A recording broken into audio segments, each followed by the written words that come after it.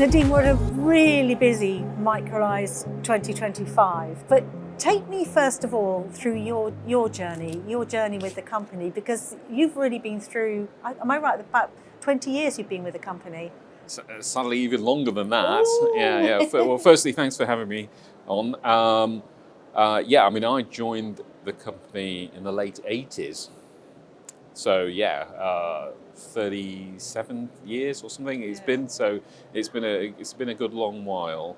I started off as a software engineer. I was writing software since the age of 14.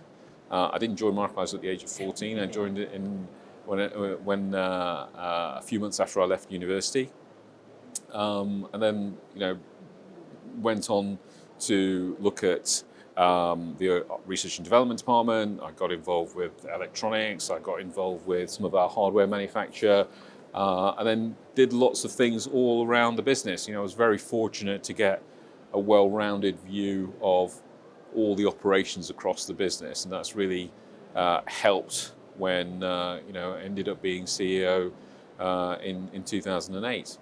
So let's take a look at your role now, because it is in that time you've obviously seen an ever changing world, and that's one of the things I think we've discovered from people we've been talking today. I mean, there's so many things I can look here. They've come up. I mean, you've been really, I suppose, as a company at the forefront of digital transformation within the company. Tell me, how that's evolved.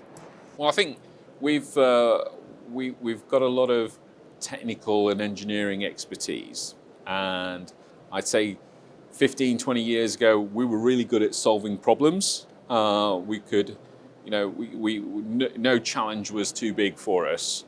The problem was you can fix a lot of things but not necessarily make any money from them, and so it was more. We've now shifted in the last 15 years to getting a better understanding of what customers' issues are and the commercial aspects of how is that impacting their business, and looking at those sorts of things and working on really how do we help them save money, how do we help them do more with the resources that they have, often scarce resources, often difficult to get hold of resources, etc.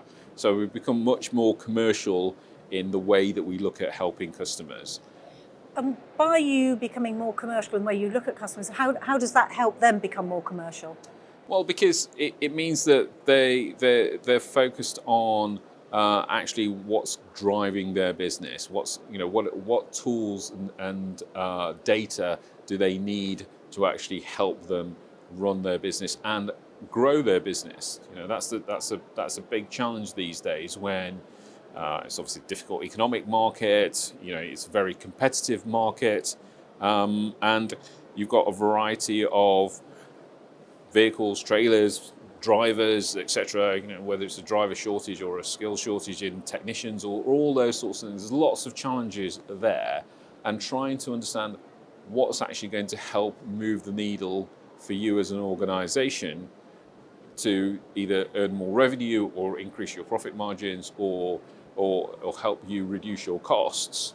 That's part of that is being able to have the data in the first place that can tell you, well, this is where I'm potentially weak or potentially inefficient, and the second thing is having the tools necessary to actually do something about it, and that's really what we try and do for our customers. And we've got some very specialist people who have worked in lots of operations.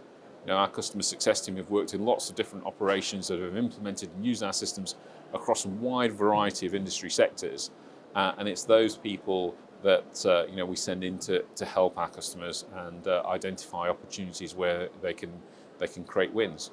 So with increased access to data, also comes increased risks as well. One of the things we've been talking about is cybersecurity, which you've really had a focus on at this event. How do you think that's particularly affected? Cybersecurity has affected your industry. I think that where you have foreign threat actors, whether they are state-backed or not, or just criminal gangs, certainly state-backed threat actors. This industry is a great hunting ground. One, because we drive the economy. Without the transport and logistics operations, you would quickly grind to a halt. If you want to have a big impact on the economy, this is a great sector to go and attack. Secondly, a lot of our customers are very focused on drivers, vehicles, assets, and although they use IT systems, they may not have their own internal IT resources. A lot of it may be contracted out. So it makes them prime targets for that kind of criminal activity. And we see one customer or two customers, every week, every fortnight, having some kind of incident. It's that frequent now, sadly, and so part of why we wanted to cover that topic today, because we had that experience and a lot of learnings from that, but we also wanted to share that with a lot of our customers to help them prepare for that kind of eventuality in the coming months and years. And without going into too much detail, how did that cyber attack affect your business? Well, for us, we obviously provide services and products to our customers, and if we can't do that, then effectively our business stops. About 80% of our customers were impacted.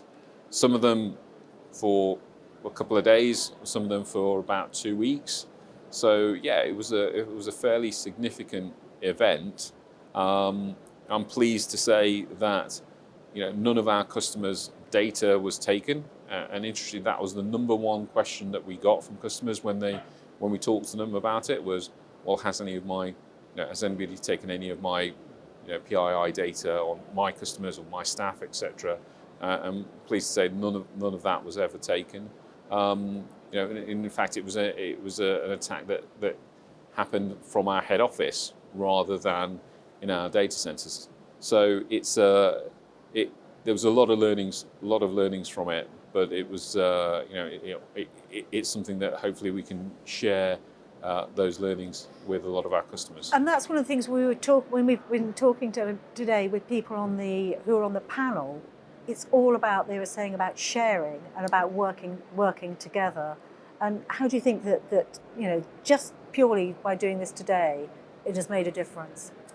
Well, I think collaboration came up quite a lot, didn't it? Yeah. Whether you were talking about Chris Welsh about his sharing his charging infrastructure with other organisations, sometimes competitors as well.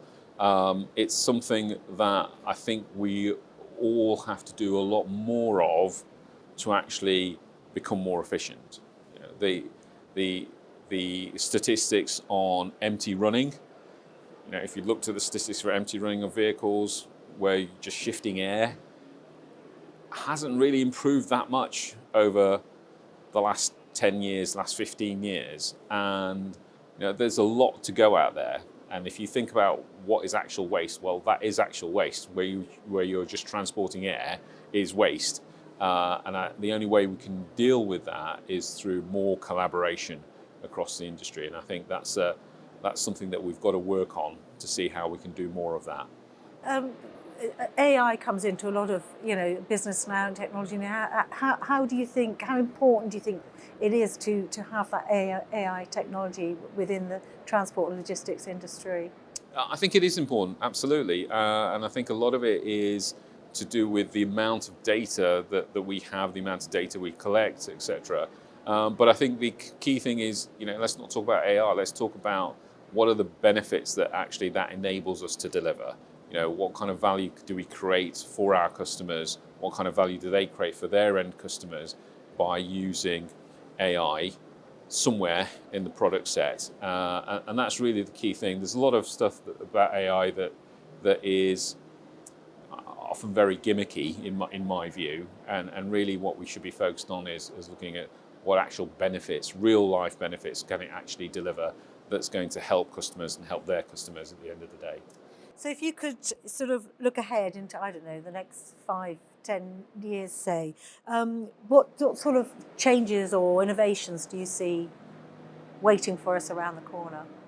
Well, I think there's certainly going to be a lot more automation and particularly with back office processes, etc. I think we're going to see AI and other things help those back office staff be able to do a lot of things more easily, more quickly. I don't think we're going to replace drivers in the near future. I think there may be certain things that where we're moving things, maybe shunting across in the yards may become something that can be more automated. But I don't think we're going to see lots of driverless vehicles driving through London. It's just, that kind of environment doesn't necessarily lend itself to autonomous driving, and probably not for a few years yet. And sustainability as well, that's a real key thing, isn't it? Looking at greener, we were talking to somebody earlier about their electric production through using solar, whatever. Yeah. What do you sort of see in a way going forward with what will be the key issues that will make us more sustainable? So I think that we have sustainability, as Microlise, we have sustainability goals like a lot of other organisations have stated, and we're trying to get to net zero by 2030. You draw the graph that says, well, these are our emissions today. This is where we're trying to get to, and therefore we've got to save X amount every year. The first 1 or 2 years are easy. You electrify your fleet. You put solar panels on buildings. You do reduce a whole load of other costs. And then you look at going forward and going, wow, it's going to be difficult in terms of thinking of ideas of what we can do next year and the year after that and the year after that. And eventually you're going to end up to a point where you are going to have to do some offsetting. You're going to have to go off and fund external organisations or external funds that go off and do some kind of either carbon capture or some other kind of renewables. And I think we're going to get to that fairly quickly. Yeah, because you can't do the things that we do without creating some form of emissions. Whether it's even if you go over to an electric vehicle, etc. Well, actually, the vehicle itself, the driver coming to the warehouse, etc. All of those emissions are still occurring. Yeah, and you've got to find another way of offsetting that. And this event, this Microlise event, I mean, we've had some wonderful feedback from people just saying so much of it for them is just about communicating, face-to-face communicating.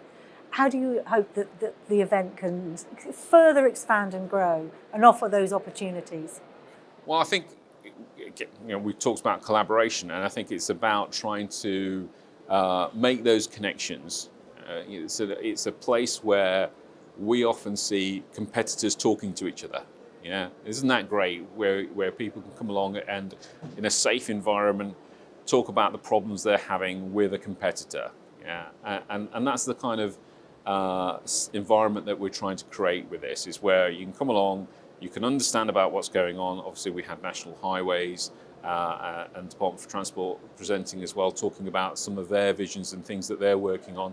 We'll obviously give them the feedback from the audience as well, and there was some quite interesting feedback and some interesting questions coming from there, which may surprise them in terms of what is at top of mind for some of our audience, and it's creating that environment where those sorts of communications and those sorts of collaborative efforts can take place, not just within the industry, but obviously with legislative bodies, with government, and with other suppliers and partners as well. Nadeem, thank you so much for taking a time out, because I'm sure you've been a little bit busy today. I have a great team behind me, and really the credit should go to all of the Microlise people that have done all of the work and put all this together, and obviously continuing on taking it all down again later on today. So yeah, the credit goes to them. I'm just here doing interviews. Marvellous, there you go. Thank you. Thank you.